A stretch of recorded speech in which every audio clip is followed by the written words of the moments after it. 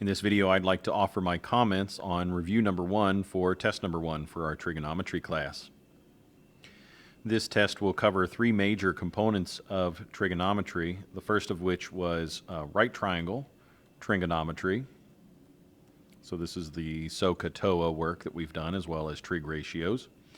We've also talked about oblique or non-right triangles, as well as the use of the unit circle.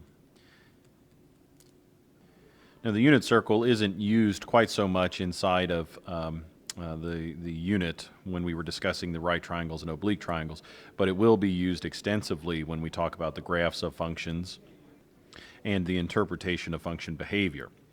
So let's just jump right into it. This very first question, it's falling underneath a no calculator section of the course or test, and we're being asked to determine the values of sine theta, cosine theta, and tangent theta.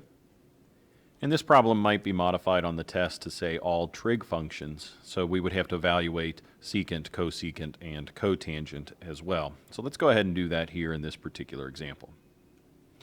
Now, fortunately for us, in this example, all 3 side lengths of the right triangle are provided. In the event that only 2 are provided, it would be imperative for you to solve for the third using the Pythagorean equation. Or perhaps an angle measure is provided, a numerical value, and only 1 side length is provided. Well, then you could use SOHCAHTOA, or right triangle trigonometry, to solve for the missing side lengths. In any event, we need all 3 side lengths in order to determine the trig ratios associated with the 6 trigonometric functions. So for the sine function, we should recall that we need the opposite side length and the hypotenuse side length, and we'll report that as a ratio, 28/53. For the cosine function, we need the adjacent side length divided by the hypotenuse. And finally, for our tangent trig function, we need our opposite side length divided by our adjacent side length. Now recall that each of these angle measures each of these side lengths are relative to the angle measure provided, and if theta had been identified in this position down below, then our results would have been slightly different. And you should think about how those results would differ if the angle measure was provided in a different position. Now that we have identified the ratios for the initial trigonometric functions, we should also consider their reciprocal functions. And the nice thing about this is that if you label your table in this format, then the cosecant, which is the reciprocal of sine, is easy to identify, 53/28. The secant function is also easy to identify. It's the reciprocal of the one next to it, cosine. And cotangent, of course, is the reciprocal of the tangent function, 45/28. And that completes this question. We've used the right triangle and determined all trig functions, the values of all trig functions, based on the ratio of side lengths. Question number 2 asks us to draw a right triangle consistent with the fact that cosine of theta is equal to 3/4. Now, I don't know the angle measure associated with theta, but I do recognize that cosine is describing an adjacent side length of a right triangle and the hypotenuse. So it looks like the adjacent side length is just a little bit shorter than the hypotenuse itself. So if I were to draw a right triangle that looks something like this, let's assume that this side length is 3 and this side length is 4, then this side length would be unknown in between. And I think that seems pretty realistic. This side length could be 3 and this side length could be 4. If that's the case, however, we must specify that our angle measure theta sits in this corner. If we were to identify theta in this position in the top right-hand side, that would not be correct for the side lengths associated in this diagram.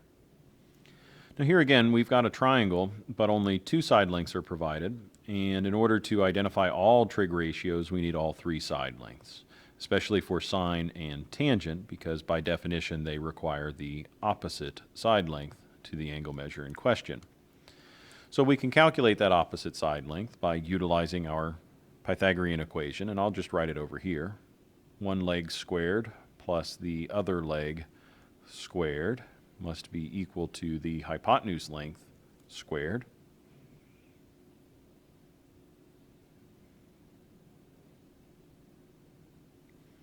And since we don't have access to a calculator on this portion of the test, an answer such as the square root of 5 would be appropriate. So clearly, relative to the angle in this position, cosine is equal to the adjacent side length 3 divided by the hypotenuse side length 4. The sine ratio must be the opposite side length, square root 5, divided by the hypotenuse length 4. And tangent must be reported as the opposite side length, square root 5, divided by the adjacent side length 3. And if the question did ask, you should be prepared to identify the other 3 trig ratios as well.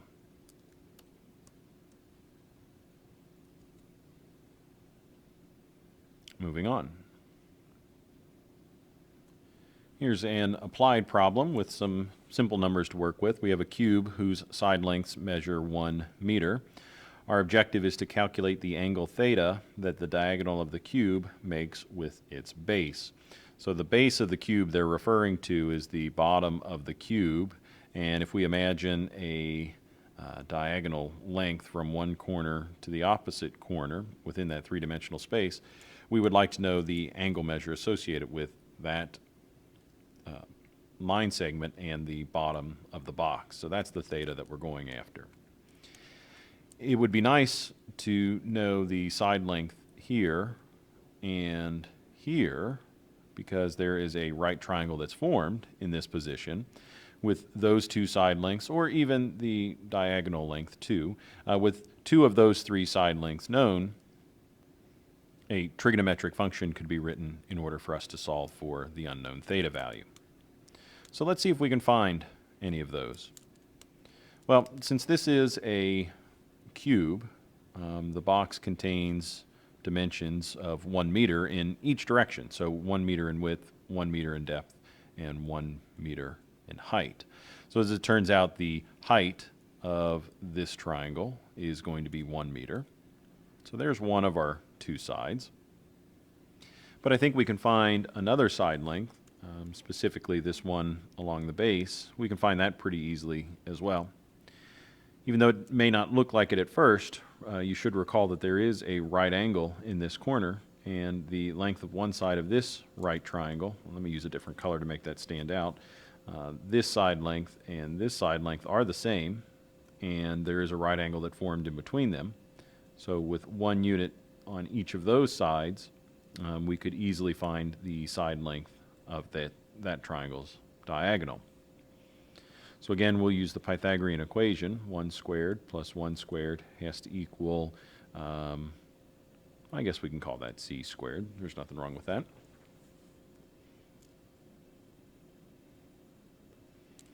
And we see that the length of this diagonal is actually equal to the square root of 2. So the side length on this triangle is the square root of 2, along with this side of the triangle is 1. And if we're looking at that triangle relative to this angle in question, we have an opposite side length that's provided, an adjacent side length that's been calculated, and the trigonometric ratio that involves opposite and adjacent is the tangent function. So tangent of theta must be equal to 1 divided by the square root of 2. Now, in order to solve for angle theta, we must isolate or remove the tangent function.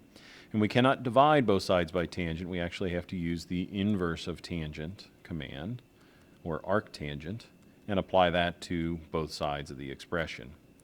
So the notion of tangent and tangent inverse will cancel out. And that's going to leave us with theta by itself on the left, and the result of tangent inverse, or arctangent, of 1 divided by the square root of 2. Now at this point we have some decisions to make. If this result was some trigonometric ratio off of the unit circle, we would then find the angle measure that's associated with the end result of 1 divided by square root of 2, or the form of 1 divided by square root of 2.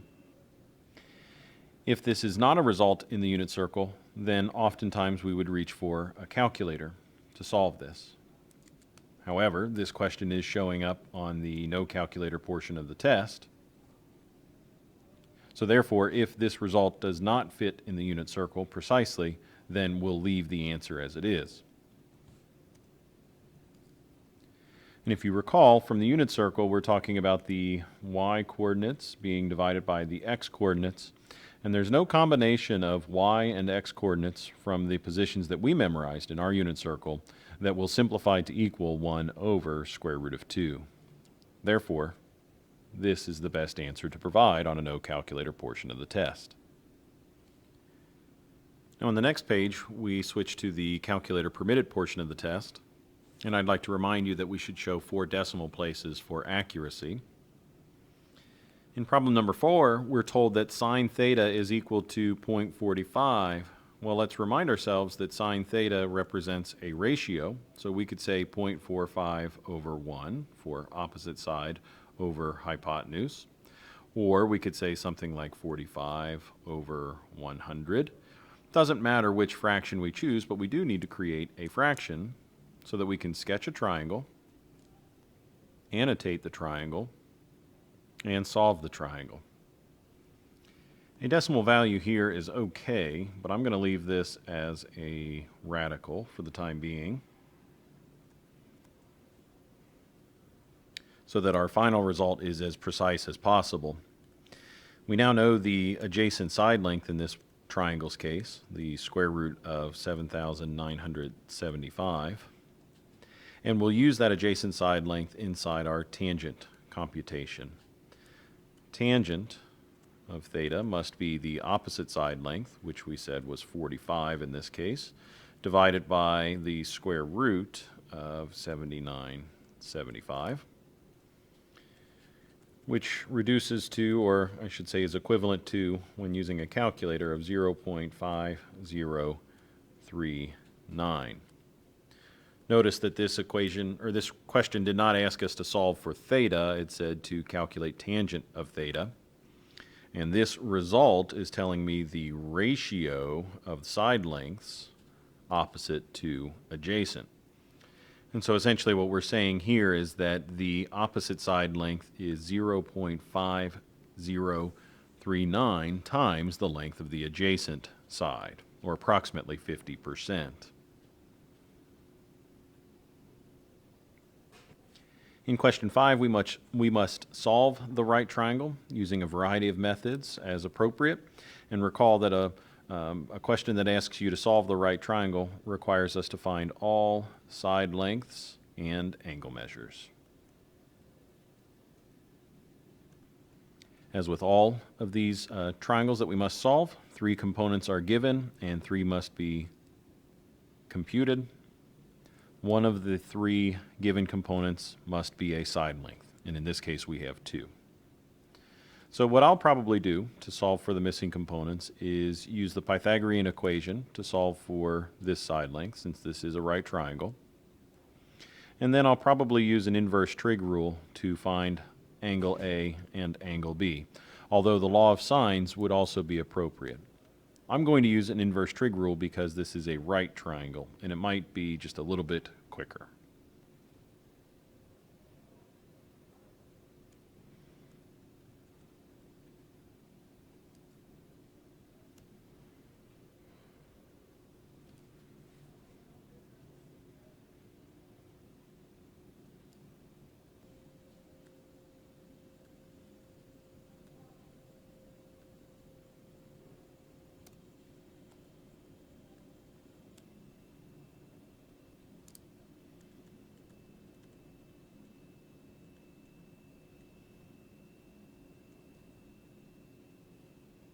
Now in this last angle measure, you'll notice that I used a trig function, tangent, to solve for it. But it would have been just as easy to subtract the 2 known angle measures from 180 degrees to obtain that as well. In either case, you should obtain the exact same answer. In the next example, we're given a diagram as well as a description, and we're being told that this Pioneer 11 probe, which is located by this dot, has approached the planet of Jupiter, and the angle measure between one edge and the other edge of the planet in the satellite's view measures 57 degrees. So if we were to measure this angle, that's 57 degrees. What would be helpful to note is that a right angle is formed from one of these edges and the center of that circle, the radius. So this forms a 90-degree angle, and therefore you might recognize a triangle that's being formed.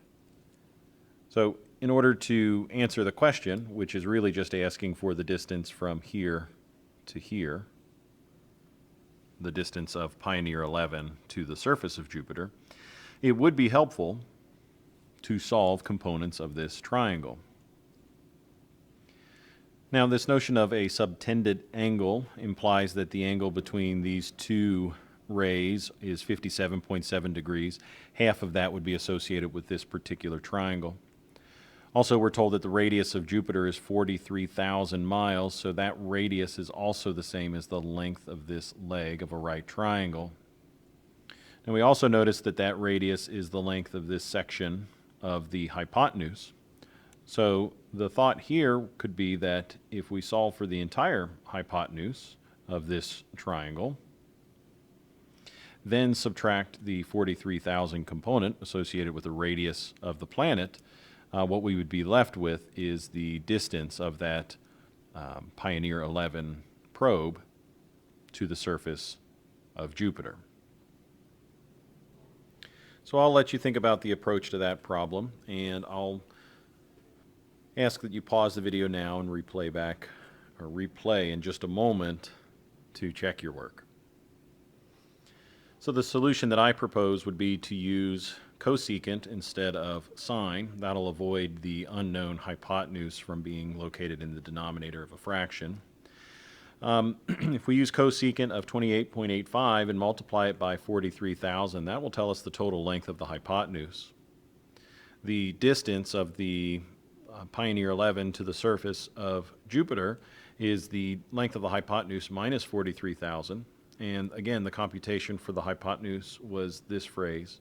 And if we take that phrase in our calculator and subtract 43,000 from it, we obtain a result of 46,115.8072 miles. Other techniques do work for this problem, so if you chose to use a different technique that's mathematically appropriate, you certainly can use that. Just make sure that you show your work for your solution in order to receive full credit for a question like this. Now, we do have another class that's going to be coming in any moment now, so rather than walk through the final two questions, I think what I'll do is I'll show you the solutions that I would have used, or that I would have presented for this, and I'll let you think about those solution methods, and you can send me a message or ask me in class for clarification if my work is not sufficient. For this lighthouse example, I chose to find the length of the triangle down below, and then with that I used the law of sines to solve the resulting triangle that's shown here. That's what allows me to find side length D. For question number 8, I ended up using the law of sines twice, although a simple trigonometric function may have been used for the second component. But essentially my goal was to solve for the length of this wire first, and that result ended up being this expression here. Once I knew the length of that wire, then I could use either right triangle trigonometry or, as I've shown here, the law of sines to find the height of the tower. The trouble with using plain right triangle trigonometry is that this 1,000-foot measurement does not represent the length of this triangle, and instead that's the length across the entire base. So that makes it just a little bit more difficult for plain trigonometry, and instead a law of sines ended up being sufficient. But essentially the height of this tower appears to be 335 feet. So again, if you have further questions, please reach out to me by email or through Schoology, or bring up these questions in class when we see each other next. Thanks for watching.